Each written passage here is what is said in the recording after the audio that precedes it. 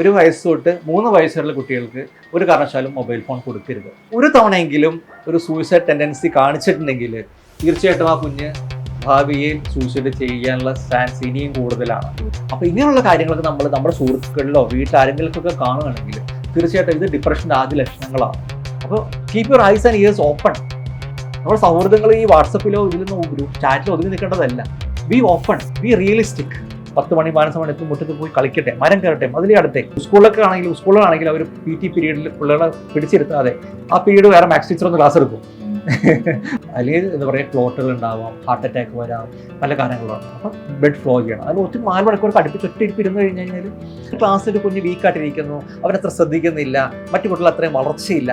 ഈ ഓപ്പൺ ഹൗസിന് വരുമ്പോൾ A ഗ്രേഡിനോ A+നോ മാർക്കിൻ്റെ കാര്യം മാത്രം പറയാതെ ഈ ടീച്ചർക്ക് വേണമെങ്കിൽ അമ്മയുടെ ഒരു ഐ ഓപ്പണർ ആവാം, വേണമെങ്കിൽ പറഞ്ഞു കൊടുക്കുക. കുഞ്ഞ് ഇത്തിരി ക്ഷീണമുണ്ടല്ലോ, ഒന്ന് ഡോക്ടറെ കാണിക്കും, എന്താണ് അവന് ക്ഷീണം, ഇത്തിരി അയൺ കുറവുണ്ടോ, ടീച്ചർമാർക്ക് ഇങ്ങനത്തെ കാര്യങ്ങളിൽ കൂടി വേണമെങ്കിൽ ഒത്തിരി ശ്രദ്ധ ചെലുത്തും. എൻ്റെ ക്ലിനിക്കിൽ ചില കുട്ടികൾ വരാറുണ്ട്. അവർ ചില കുട്ടികൾ മിഠായി ആയിരിക്കാം, ബിസ്ക്കറ്റ്സ് ആയിരിക്കാം. പക്ഷേ ചില മലയാളീസ് അല്ലാത്ത കുട്ടികളുണ്ട്. അവർ ചില കുട്ടികൾ പോമഗ്രനേറ്റ് മാതളം ചെറിയ ഡബ്ബിയിലിട്ടിട്ട് കൊണ്ടുവരാറുണ്ട്. അല്ലെങ്കിൽ ചെറിയ പാത്രത്തിൽ ക്യാരറ്റ് മുറിച്ചിട്ട് കുക്കുംബറൊക്കെ ആയിട്ട് വരാറുണ്ട്. ആ സ്വീറ്റ് ചെയ്യുന്ന നമ്മുടെ കുട്ടികൾക്ക് നമുക്ക് ഇത് കൊടുത്ത് പഠിപ്പിച്ചാൽ പോരെ. പലപ്പോഴും പറയാൻ കഫ് കെട്ട് മുട്ട കൊടുക്കാൻ പാടുണ്ടോ കുട്ടികൾക്ക് എന്ന് പറയാൻ. മുട്ടയും കഫ് കെട്ടുന്ന തമ്മിൽ യാതൊരു ബന്ധവുമില്ല. പലരും ചോദിക്കുന്ന കാര്യമാണ്, കുഞ്ഞുങ്ങൾക്ക് പഞ്ചസാര കൊടുക്കാമോ, ഉപ്പ് കൊടുക്കാമോ? ഒരു ചോദ്യമാണ്. ഇത്രയും മധുരമായിട്ടുള്ള ഒരു മുലപ്പാല് കുഞ്ഞിന് ദൈവം കൊടുത്തപ്പോഴേ ഭക്ഷണത്തിന് ഒട്ടും മധുരമില്ലാതെ നമ്മൾ കുഞ്ഞിന് കൊടുത്തു കഴിഞ്ഞാൽ അത് എങ്ങനെ അക്സെപ്റ്റ് ചെയ്യും?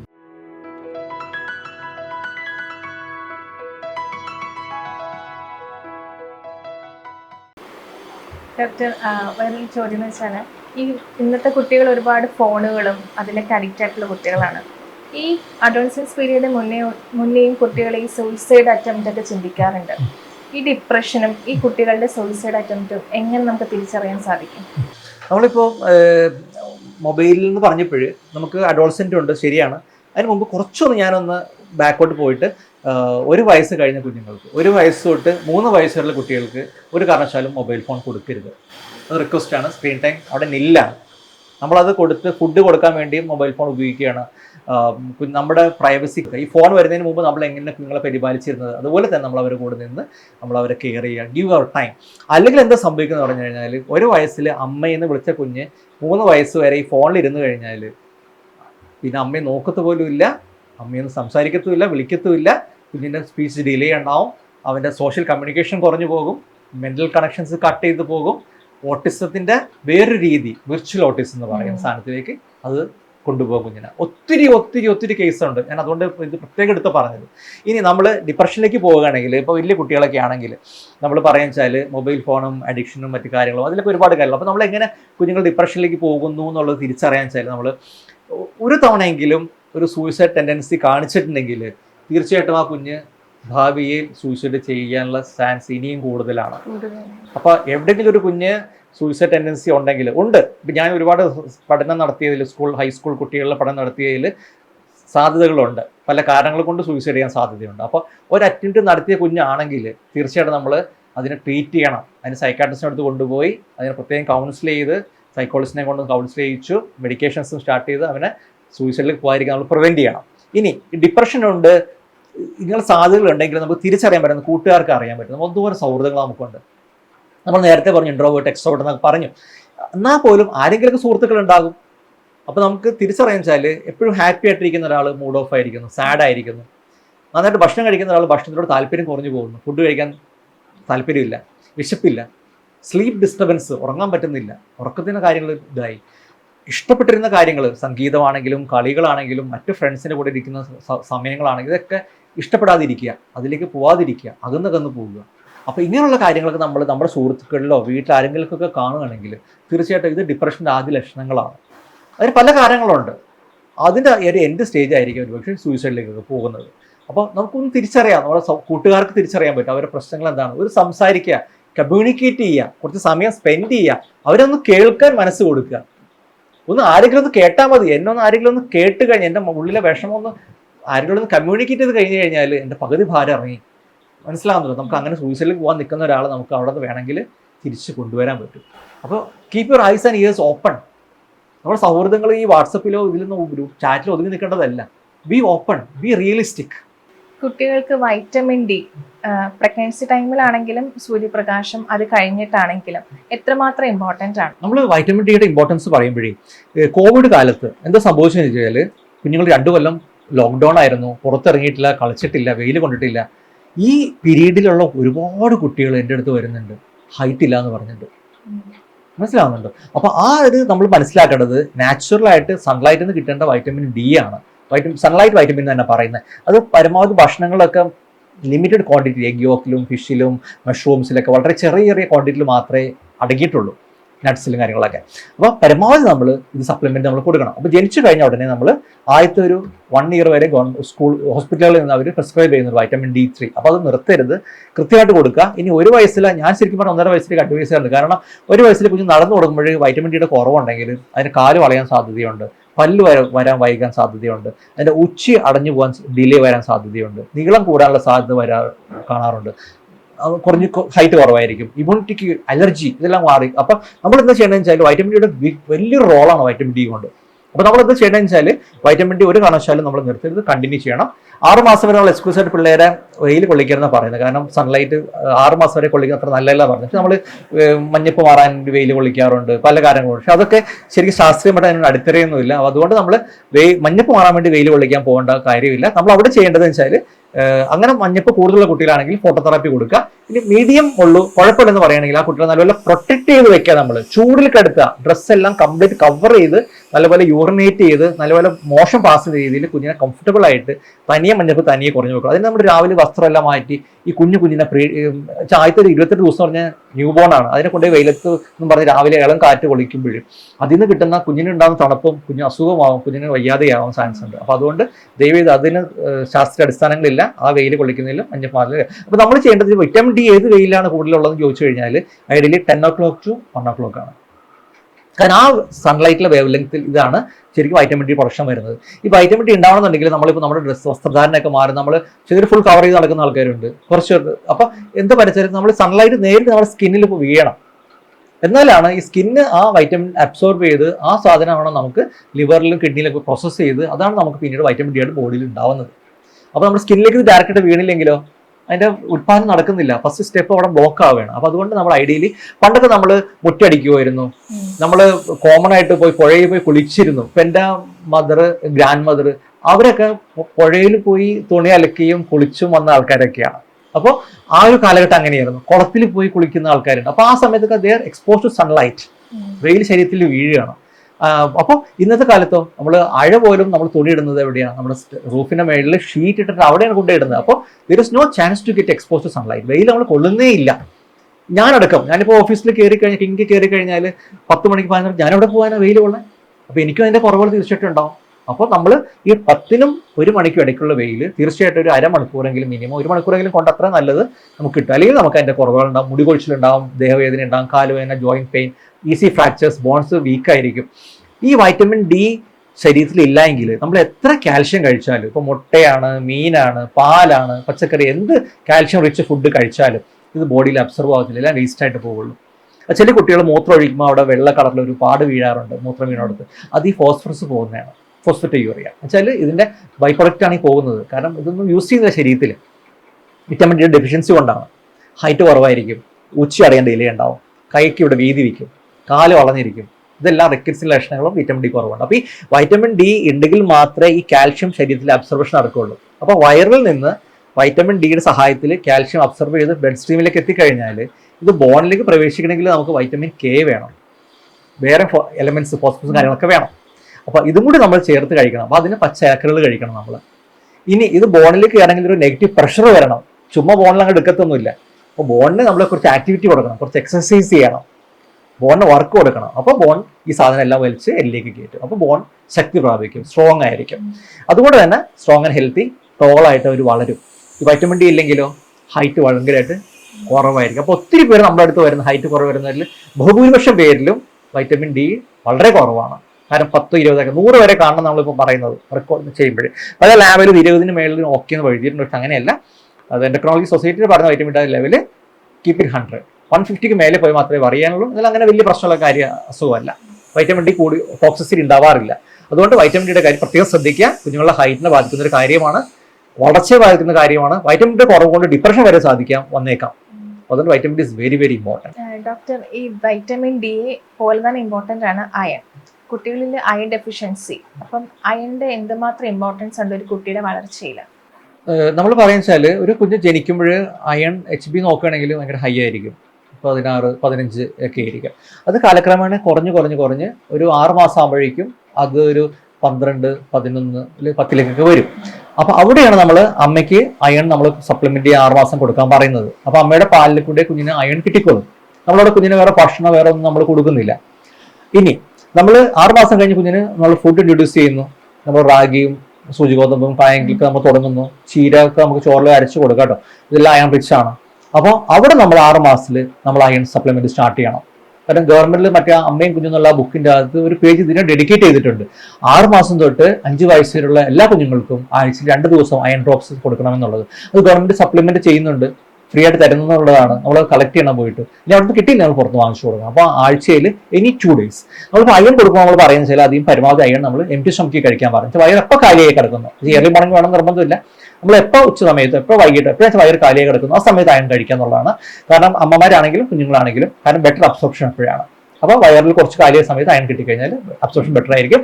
വൈറ്റമിൻ ഡി ആണെങ്കിൽ നമ്മൾ ശരിക്കും ആഫ്റ്റർ ഫുഡ്, ആഫ്റ്റർ ഹെവി മീലാണ് വൈറ്റമിൻ ഡി കഴിച്ചാലാണ് എപ്പോഴും നല്ലത്. അപ്പോൾ നമ്മൾ ഡെഫിഷ്യൻസി ഉണ്ട്, കുറവുണ്ട്, വളർച്ചാ ഘട്ടങ്ങൾ കുറവാണെങ്കിൽ കുഞ്ഞുങ്ങൾക്ക് തീർച്ചയായിട്ടും നമ്മൾ ഈ പറഞ്ഞ അയൺ നമ്മൾ കൊടുക്കണം, സിങ്ക് കൊടുക്കണം, കാൽഷ്യം കൊടുക്കണം. മറ്റൊത്തിരി എലമെന്റ്സ് ഉണ്ട് ഗ്രോത്ത് ഫാക്ടറിൽ, ഫോസ്ഫറസ് ആണെങ്കിലും പല പല കാര്യങ്ങളുണ്ട്. ഇതെല്ലാം നമ്മൾ വൈറ്റമിൻ കെ ഉണ്ട്. ഇതെല്ലാം ഗ്രോത്തിന് ആസ്പെക്റ്റ് ആണ്, വളർച്ചയ്ക്ക് ആവശ്യമാണ്. അപ്പോൾ നമ്മൾ ആപ്റ്റ് എമൗണ്ടിലായിട്ടുള്ള ഭക്ഷണങ്ങൾ. അപ്പോൾ നമ്മൾ അയൺ നമ്മൾ സപ്ലിമെന്റ് ചെയ്യുമ്പോൾ നമ്മൾ ശ്രദ്ധിക്കേണ്ട കാര്യങ്ങൾ ആഴ്ചയിൽ 2 ദിവസം കുഞ്ഞിന് അയൺ നമ്മൾ 1 ml വെച്ച് കൊടുക്കണം. 5 വയസ്സ് വരെ കൊടുക്കണം. കാരണം അയണിന്റെ ഇമ്പോർട്ടൻസ് പറഞ്ഞാൽ കുഞ്ഞിന്റെ വളർച്ചയ്ക്കും കുഞ്ഞിന്റെ ഡെവലപ്മെന്റ്സ്, കുഞ്ഞിന്റെ അപ്പറ്റൈറ്റ്, കുഞ്ഞിന്റെ മറ്റേ പ്രചോദനം ഇത് ഡെവലപ്പ് ചെയ്യാനും ഇതെല്ലാം അയൺ വളരെ ഇമ്പോർട്ടൻ്റ് ആണ്. കാരണം ബ്ലഡ് നമ്മുടെ ശരീരത്തിൽ ഇല്ല എങ്കിൽ നമുക്ക് ക്ഷീണമായിരിക്കും, നമുക്കൊരു ചുറുചുറും പ്രസരിപ്പും ഉണ്ടാവത്തില്ല. ഇനി അയൺ കുറവുള്ള കുട്ടികളാണെങ്കിൽ, അനീമിക് ആണെങ്കിൽ ചില കുട്ടികൾ ഭയങ്കര ഹൈപ്പർ ആയിരിക്കും. ആ കുട്ടികളെ കുറച്ച് അയൺ കൊടുത്ത് കറക്റ്റ് ചെയ്ത് കഴിഞ്ഞാൽ ഹൈപ്പർ കുറച്ചൊന്ന് കുറഞ്ഞു കിട്ടും, ശ്രദ്ധ കുറച്ച് കൂടി കിട്ടും, അറ്റൻഷൻ സ്പാനൊക്കെ ഇമ്പ്രൂവ് ആകും. ഇനി അതുമല്ല നമ്മൾ ചില കുട്ടികൾ നമ്മൾ കണ്ടിട്ടുണ്ട് കല്ലും മണ്ണും പേപ്പർ തിന്നുന്ന കുട്ടികളുണ്ട്, മതിൽ പൊളിച്ച് തിന്നുന്ന കുട്ടികളുണ്ട്.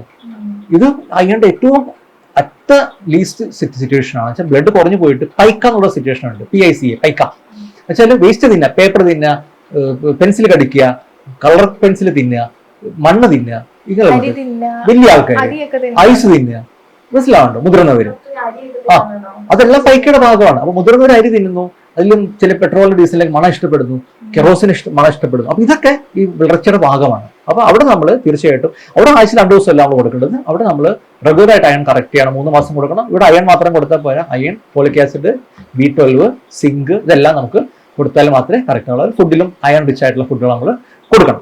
അതുകൂടാതെ തന്നെ നമ്മൾ കുഞ്ഞിലെ ഈ പറഞ്ഞ ഹൈപ്പർ ആക്ടിവിറ്റിയും കാര്യങ്ങളും നമ്മൾ പറഞ്ഞിരുന്നു. അറ്റൻഷൻ സ്പാൻ കുറവുള്ള കുട്ടികളുണ്ട്. നമ്മൾ ശ്രദ്ധിക്കേണ്ടത്, ഇപ്പോൾ ഞാൻ റീസെന്റ് ഇന്ന് കിട്ടിയ ഒരു ഇൻഫർമേഷൻ ആണ്, ചില സ്കൂളുകളിൽ ഇങ്ങനത്തെ കുട്ടികളെ ഇൻക്ലൂസീവ് ആക്കുന്നുണ്ട്. കുറച്ച് ഓട്ടിസ്റ്റിക് ആയിട്ടും കുറച്ച് ഹൈപ്പർ ആക്റ്റീവ് ആയിട്ടും കുറച്ച് ഡിലേ ഉള്ള കുട്ടികളെയൊക്കെ നല്ല കാര്യമാണ്. ചില സ്കൂൾ നമ്മുടെ നാട്ടിലുണ്ട്, നമ്മുടെ മധ്യപ്രദേശത്തുണ്ട്. ഇങ്ങനത്തെ കുട്ടികളെ കൂടെ നമ്മൾ നോർമലായിട്ടുള്ള സ്കൂളിൽ ചെന്ന് കഴിഞ്ഞാൽ അവർ എടുക്കത്തില്ല, സ്പെഷ്യൽ സ്കൂളിൽ പോകാൻ പറയും. ഈ സ്പെഷ്യൽ സ്കൂളിൽ പോയി കഴിഞ്ഞാൽ ഇവരെക്കാളും സീരിയസ് ആയിട്ടുള്ള പ്രോബ്ലംസ് ഉള്ള കുട്ടികളായിരിക്കും ആ സ്കൂളിൽ ഉണ്ടാകുന്നത്. അപ്പോൾ അവരുടെ കാര്യങ്ങളോട് ഈ പഠിച്ചെടുത്തിട്ട് ഈ കുഞ്ഞ് കുറച്ചുകൂടി വഷളാവാനും സാധ്യത. അപ്പോൾ നമ്മുടെ സിറ്റിയിൽ സ്കൂൾസ് ഉണ്ട്. ഇപ്പം ഞാൻ എറണാകുളത്ത് തന്നെയാണെങ്കിലും 2-3 സ്കൂൾ ഇങ്ങനത്തെ സ്കൂളുണ്ട്. അവർ ഇങ്ങനത്തെ കുട്ടികളെ വെച്ചാൽ കുറച്ച് കുട്ടികളെ എടുക്കത്തുള്ളൂ. ഒരു ക്ലാസ്സിൽ 2 പേര് 3 പേര് വെച്ചിട്ടുള്ള രീതിയിൽ. അപ്പോൾ 5 ഡിവിഷൻ ഉണ്ടെങ്കിൽ ഒരു 8-10 കുട്ടികൾ അവർ ആ ഒരു വർഷം, അപ്പോൾ 1ാം ക്ലാസ്സിലോ LKG UKG അവർ എടുക്കുന്നുണ്ട്. നല്ല സ്കൂളുകൾ, നമ്മുടെ പേര് കേട്ട സ്കൂളുകൾ എറണാകുളത്തുണ്ട്. അവരെ സമീപിക്കുക, സെർച്ച് ചെയ്യുക. ഇങ്ങനത്തെ കുട്ടികളെ നമുക്ക് അവിടെ കൊടുത്തു കഴിഞ്ഞാൽ അവർ കുറച്ച് പീരീഡുകൾ അവർ തന്നെ സ്പെഷ്യൽ കെയർ കൊടുക്കുകയും ചെയ്യും. പിന്നെ ഈ കുഞ്ഞുങ്ങൾക്ക് താല്പര്യമുള്ള രീതിയിലുള്ള സബ്ജക്റ്റുള്ള പീരീഡ്സിൽ ഇവരെ മറ്റു കുട്ടികളെ കൂടി ചേർത്ത് ഇരുത്തിയിട്ട് അവരെ നോർമൽ കുട്ടികളിലേക്ക് പതുക്കെ ആ ഒരു നമ്മളിപ്പോൾ പലപ്പോഴും സ്പീച്ച് ഡിലേ വരുന്ന കുട്ടികളുണ്ട്. ഈ കുഞ്ഞിനെ നമ്മൾ ഒരു അംഗനവാടി കൊണ്ടിരുത്തി കഴിഞ്ഞാൽ മറ്റു കുട്ടികളുടെ കൂടെ കൂടി കഴിയുമ്പോൾ സ്പീച്ച് ഡെവലപ്പ് ആവും, സംസാരിച്ചു തുടങ്ങും, ക്ലാരിറ്റി വരും, മനസ്സിലാവുന്നുണ്ട്. അപ്പൊ ഇതുപോലെ തന്നെയാണ് ഈ കുട്ടികളെ നമ്മൾ ഇങ്ങനത്തെ കുട്ടികളെ കൂടെ ഇരുത്തി കഴിഞ്ഞാൽ അതിൽ ഗണ്യമായ മാറ്റങ്ങൾ കുട്ടികൾക്ക് ഉണ്ടാവും. അപ്പൊ അതൊന്ന് പാരന്റ്സ് ശ്രദ്ധിക്കാം. അതുകൂടാതെ തന്നെ ട്രീറ്റ്മെന്റ് എടുക്കണം, തെറാപ്പി. നമ്മൾ പറയുന്നത് ആദ്യത്തെ ഒരു 5 വയസ്സിൽ ബ്രെയിൻ ഫ്യൂസ് കഴിഞ്ഞു, ഡെവലപ്മെന്റ് കഴിഞ്ഞു. അപ്പൊ എന്തെങ്കിലും നമ്മൾ തെറാപ്പി ചെയ്യുന്നുണ്ടെങ്കിൽ, കുഞ്ഞുങ്ങൾക്ക് എന്തെങ്കിലും ഡിലേ ഉണ്ടെങ്കിൽ നമ്മൾ ഏർലി റെക്കഗ്നിഷനാണ് ഏറ്റവും ഇമ്പോർട്ടൻറ്റ്. നേരത്തെ അത് കണ്ടുപിടിക്കുക. കുഞ്ഞിൻ്റെ ഒരു പ്രോബ്ലം ഉണ്ടെന്നുള്ളത്. അതിന് നമ്മൾ ഗൈഡ് ബുക്കായിട്ട് മറ്റേ അമ്മയും കുഞ്ഞെന്നുള്ള ബുക്ക്, പ്രതിരോധ കുത്തിവയ്പ്പിന്റെ ആ ബുക്ക്, മറ്റേ മദർ ചൈൽഡ് ബുക്ക് ഉപയോഗിക്കുക. അത് കഴിഞ്ഞിട്ട് ഡിലേ ഉണ്ടെങ്കിൽ ഏർലി റെക്കഗ്നിഷൻ കഴിഞ്ഞാൽ നമ്മൾ ചെയ്യേണ്ടത് ഏർലി റീഹാബിലിറ്റേഷൻ ട്രീറ്റ്മെന്റും കാര്യങ്ങളൊക്കെ. അപ്പോൾ റെക്കഗ്നിഷൻ ആദ്യം ചെയ്യുക, ഇടപെടാൻ നമ്മൾ പിന്നെ ആ കുഞ്ഞിന് തെറാപ്പി സ്റ്റാർട്ട് ചെയ്യാം, അത് കഴിഞ്ഞ് റീഹാബിലിറ്റേറ്റ് ചെയ്യുക. അപ്പൊ നമ്മൾ ബ്രെയിനിന്റെ വളർച്ചയുടെ ആദ്യ ഘട്ടത്തിൽ തന്നെ സ്പീച്ച് തെറാപ്പി കൊടുക്കുന്നു.